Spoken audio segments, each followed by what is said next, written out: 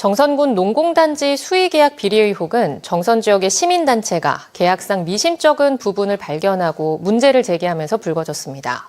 수의계약 건수가 다른 지자체에 비해 많고 특정 업체의 일감을 몰아주거나 사실상 유령업체의 수의계약을 맺는 등의 문제를 발견한 건데 경찰 수사로 확대되고 있습니다.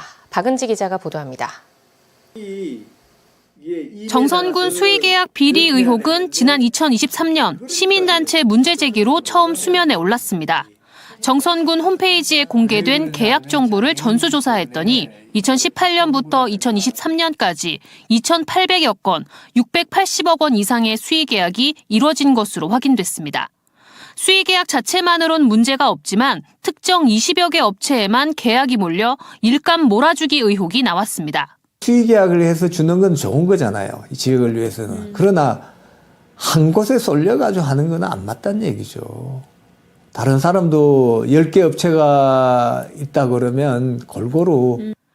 실제 대표자는 같은데 가족 명의 등으로 업체를 쪼개서 다른 업체인 것처럼 보이게 하고 계약한 것으로 의심되는 사례도 있습니다. 농공단지의 경우 사무실만 있는 유령업체 문제도 도마에 올랐습니다. 농공단지 입주업체 상당수가 제대로 가동되지 않는다는 의심을 받고 있지만 정선군의 일감을 나눠주는 수의계약이 수년째 반복되고 있습니다. 농어촌 정비법을 근거로 농공단지 입주업체는 제한 없이 수의계약이 가능한데 직접 생산한 물품에 한해서라고 명시돼 있기 때문에 실제 가동 여부가 중요합니다.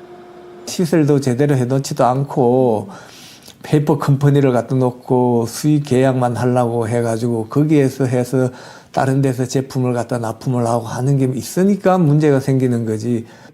시민단체가 관련 자료를 정리해 감사원에 접수하면서 사건이 경찰로 넘어갔고 경찰 조사에서 뒷돈 거래 진술이 나오면서 현재 수사가 확대된 상황입니다.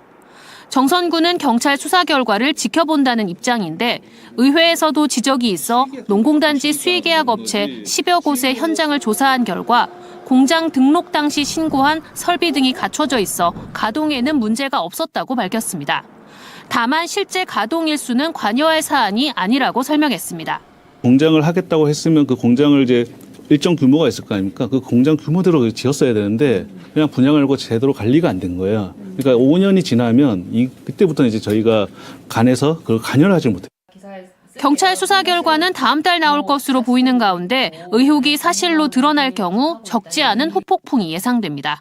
MBC 뉴스 박은지입니다.